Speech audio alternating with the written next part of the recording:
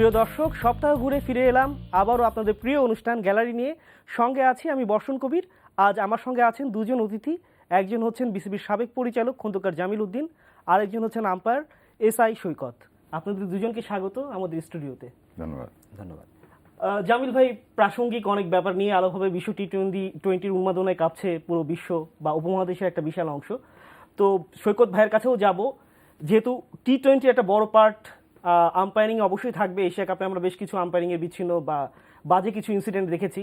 তারপরে সাম্প্রতিক কিছু ঘটনা নিয়ে এই দুটো ব্যাপারে আলাপ করব। প্রথমে জামিল ভাই আসি, বাংলাদেশের দুজন বোলারের ব্যাপারে যে একটা অবজারভেশন দিয়েছে আইসিসি, ব্যাপারটাকে আসলে বাংলাদেশের ক্রিকেটে কতটুকু আঘাত বলে মনে করছেন?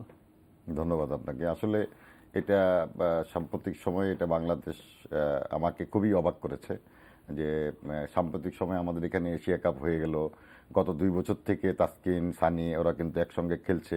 এই রড টাকারও কিন্তু অনেক ম্যাচে আম্পায়ারিং করেছেন। বাট হঠাৎ করে এমন কি হয়ে গেল যে ম্যাচ রেফারি ছিলেন। সো হঠাৎ করে কারো চোখে পড়লো না, কেউ কোনো কিছু বললো না। হঠাৎ করেই আমরা যখন বিশ্বকাপের মঞ্চে যখন আমরা আবির্ভূত হলাম, একটা ভালো একটা সফল টি-20 এশিয়া কাপ শেষে আমরা যখন নিজেদেরকে মেলে ধরার অপেক্ষায়, ঠিক এই মুহূর্তে এরকম একটা সংবাদ অবশ্যই বাংলাদেশ দলের জন্য একটা আঘাত।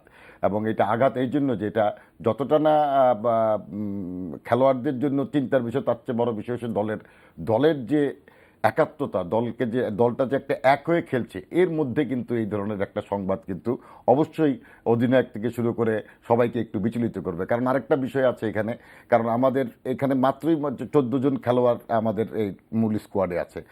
ওদেরকে ছাড়া কিন্তু খেলোয়াড়ের সংখ্যা দাঁড়াবে মাত্র 12 জন। সুতরাং মূল একাদশ করাটাই কিন্তু কঠিন হয়ে যেতে পারে। সুতরাং সব মিলিয়ে এটা বাংলাদেশের ক্রিকেটের জন্য, বাংলাদেশের সাম্প্রতিক যে একটা আশা নিয়ে বাংলাদেশ টি-20 এশিয়া বিশ্বকাপে খেলতে গেছে, অনেক বড় আশা নিয়ে, সেই আশা, সেই বিশ্বাস, সেটার উপরে কিন্তু একটা আঘাত এটা এই ধরনের একটা সংবাদ। তবে আমি মনে করি যে এটা এই বিশ্বকাপ চলাকালীনই এই ধরনের অবজারভেশন, আমার মনে হয় এই ধরনের এই সমস্ত বিষয় নির্ধারণের জন্য আসলে একটা টেকনিক্যাল কমিটি থাকা প্রয়োজন, যে টেকনিক্যাল কমিটি এই বিষয়গুলোকে নির্ধারণ করবে। মাঠে যে আম্পায়াররা কিছুদিন আগেও আম্পায়ারিং করছে, তাদের কাছে কোনো কিছু মনে হচ্ছে না, বাট সেই আম্পায়াররাই আবার এসে বিশ্বকাপের প্রাথমিক পর্বে যখন বাংলাদেশ আত্মবিশ্বাসের তুঙ্গে তারা খুব ভালো খেলছে, ঠিক এই সময় এরকম একটা জিনিস করা, এটা আসলে মোটেই গ্রহণযোগ্য না। এই ব্যাপারে একটা সঠিক সিদ্ধান্ত দেওয়ার সময় কিন্তু এখনই। নৈর্ব্যক্তিকভাবে যদি বলা হয়, একজন আম্পায়ার হিসেবে আপনি তাসকিনের বোলিংও দেখেছেন খুব কাছ থেকে, সানির বোলিংও দেখেছেন, তো কখনো কি আপনার মনে হয়েছে? ধন্যবাদ। আমি একটু অন্যভাবে ব্যাখ্যা করি। যেহেতু আসলে প্লেয়াররা যখন এই রিপোর্টের হয়, আম্পায়ারদের মাধ্যমে হয়, শুনতে হয়তো ভালো লাগবে না যে আসলে এটা দুঃখজনক, সত্যি কথা, যেহেতু টাইমিংটা আসলে আমাদের জন্য খারাপ। হ্যাঁ, যেহেতু একটা বিগ মঞ্চে এখানে চলে গেছে টিম। তো তারপরে বলি, এটা হচ্ছে কি, আমি যখন টুর্নামেন্ট শুরু হয়, আইসিসি আম্পায়ারদের সমস্ত ম্যাচ অফিসিয়ালদের কিন্তু একটা ওয়ার্কশপ হয়, হ্যাঁ, যে how would set the tone. তো তখন কিন্তু এই ব্যাপারগুলি কিন্তু খুব বিবেচনা আসে, যেহেতু বাংলাদেশ এখানে কোয়ালিফাই খেলছে এবং এখানে অ্যাসোসিয়েট টিমগুলি আছে যাদেরকে কিন্তু আমরা খুব সচরাচর দেখি না। আমার ধারণা তখন, যেটা আমরা আন্ডার-19 ওয়ার্ল্ড কাপ করলাম কিছুদিন আগে, হ্যাঁ, যেহেতু নতুন প্লেয়ার আমরা দেখি নাই, তখন কিন্তু আমাদেরকে কখনো ইনস্ট্রাকশন দেওয়া হয়, if you have minimum doubt just refer. তো আমার মনে হয় এখানে বাংলাদেশের জন্য দুঃখজনক যে হ্যাঁ, এই দুজন প্লেয়ারকে তারা রিপোর্টেড করেছে। বাট তারপরও আরেক দিক থেকেও বলি, আম্পায়ারিং পার্সপেক্টিভে, যখন একটা বোলার, যেটা আমি জানি, ফ্রন্ট ফুট নো বলের জন্য যখন নো বলটা হয়, হ্যাঁ, তখন কিন্তু আমরা বোলারকে বলি প্লিজ কাম ব্যাক, হ্যাঁ, you are almost crossing, you are very close. তো সেই ক্ষেত্রে ওরা তখন পিছিয়ে এসে বোলিং করে। তো এইখানে যদি বলি যে রিপোর্টেড, আমরা যদি এখানে ভীত হওয়ার কারণ নাই, যদি তাদের বোলিং অ্যাকশন যদি ঠিক থাকে, তাহলে ইট টেকস অনলি 7 days এই আইসিসি ইভেন্টের জন্য। ইফ দে আর তাদের অ্যাকশন যদি found legal, then they would continue as usual, just matter of 7 days। আমি মনে হয় আর 2টা মাত্র ম্যাচ। না, সেটা বুঝতে পারছি, কিন্তু যখন আপনি আম্পায়ারিং অফিসিয়েট করেছেন। আচ্ছা, হ্যাঁ, এটা বলি, যেমন আমি, জামিল ভাই জানবেন যে 2006 থেকে 8-10 পর্যন্ত আমাদের ক্রিকেট বোর্ডে এখন একটা বোলিং রিভিউ কমিটি আছে, যেটা ক্রিকেট অপারেশনস আন্ডারে। তখন আলী ডি উইন্টার নামে একজন কোচ ছিলেন, যে বায়োমেকানিক্স, এবং তখন আমাদের রুমি ভাই ছিলেন, ওয়াহিদ ভাই ছিলেন, একসময় প্রিন্স ভাই ছিলেন, একটা কমিটি ছিল। তখন কিন্তু আমরা খুব রেগুলারলি আমরা বসতাম। আরাফাত সানি কিন্তু তখন এই আন্ডার অবজারভেশনে ছিল, আমরা একটা লেভেল 1 লেভেল 2 এরকম ছিল।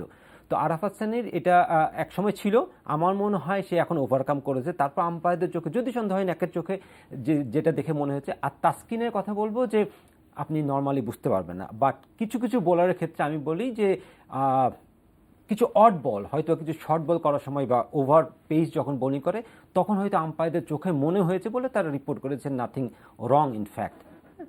অ্যাঙ্গেলটা আসলে 15 ডিগ্রিজের নিয়ে অনেক কথাবার্তা হয় বা জি।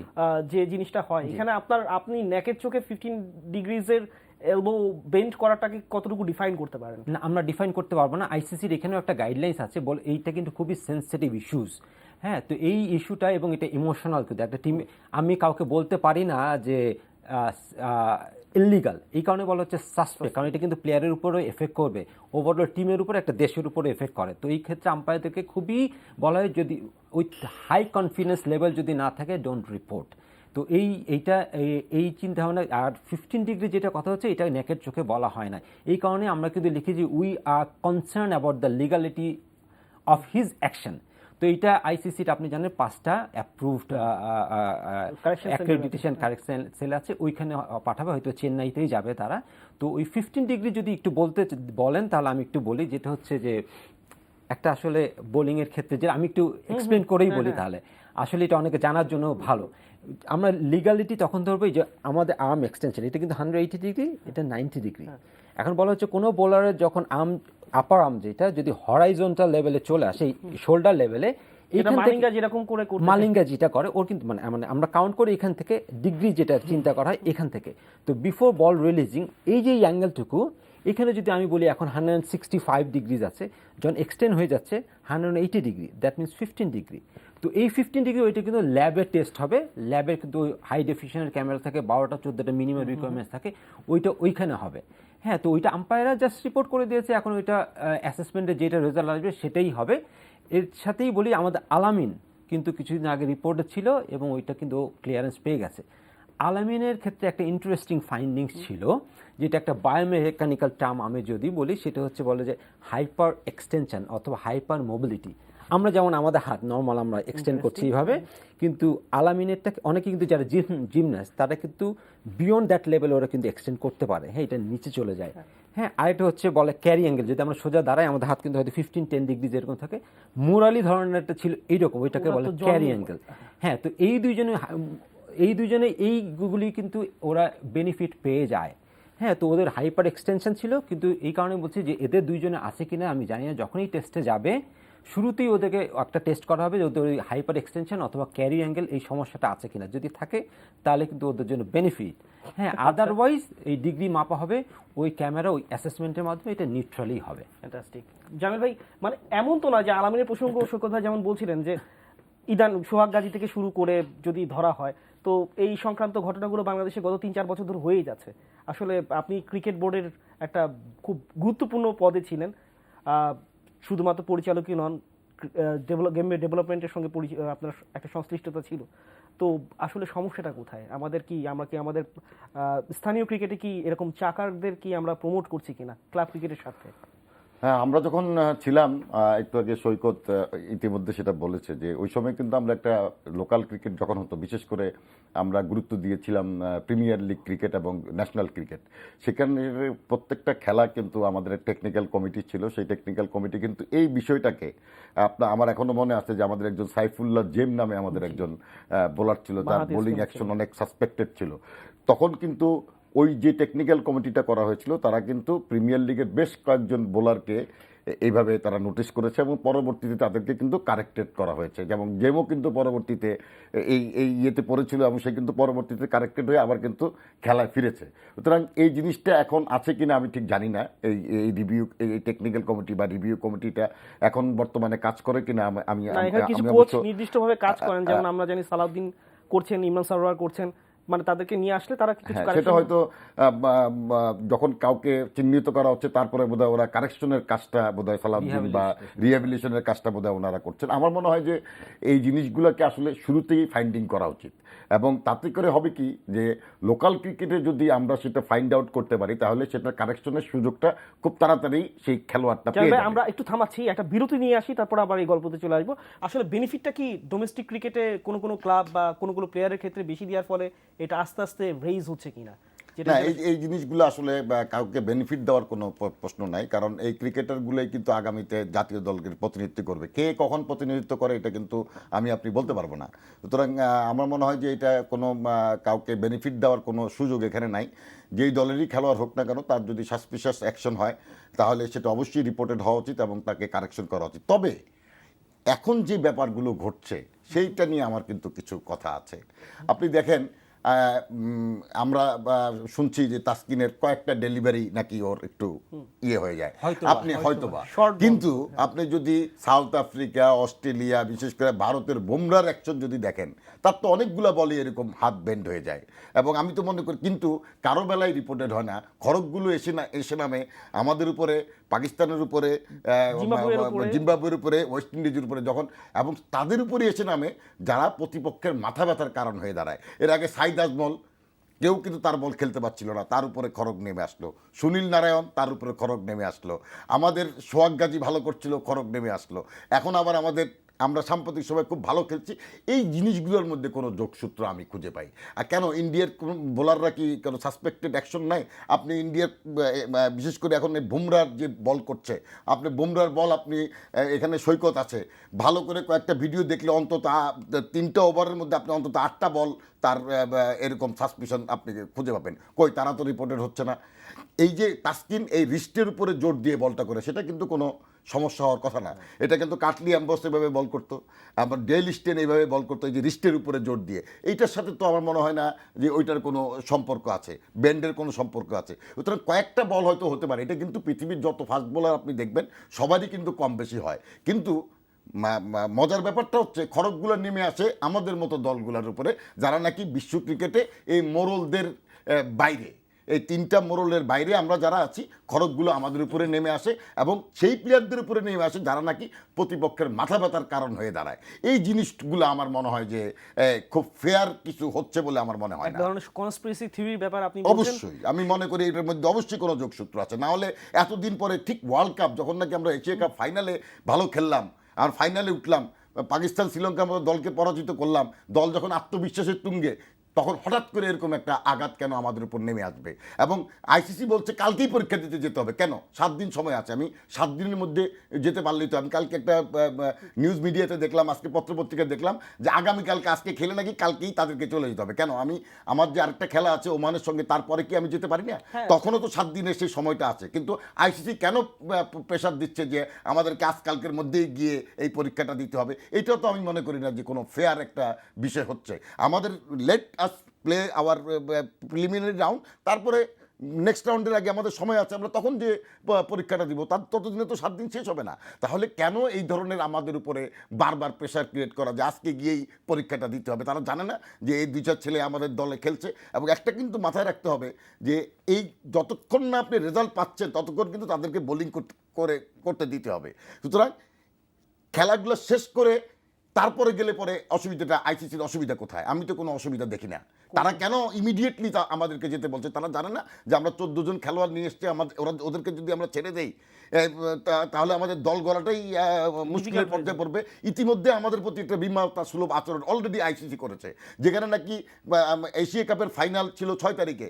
হাউ ডু দে নো আমরা ফাইনাল খেলবো না? যে আমাদের খেলা তারা 4 তারিখে আর 7 তারিখে প্র্যাকটিস ম্যাচ রেখেছে। ইতিমধ্যেই কিন্তু আমাদের সাথে বিমানতা সুলভ আচরণ করা হয়েছে। এবং এই যে আরাফাত সানি এবং তাসকিনের উপরে এই যে হঠাৎ করে একটা কোশ্চেন অ্যারাইজ করলো, এটাও কিন্তু আমাদের উপরে একটা চরম আঘাত। আইসিসিকে এই সমস্ত পক্ষপাতিত্বমূলক, এই সমস্ত ন্যাস্টি গেম থেকে, এই সমস্ত কনস্পিরেসি থেকে বেরোয় আসতে হবে। যদি 3টা দেশই যদি ক্রিকেট খেলে, তাহলে বাকিদের ক্রিকেট খেলার তো কোনো প্রয়োজন নাই।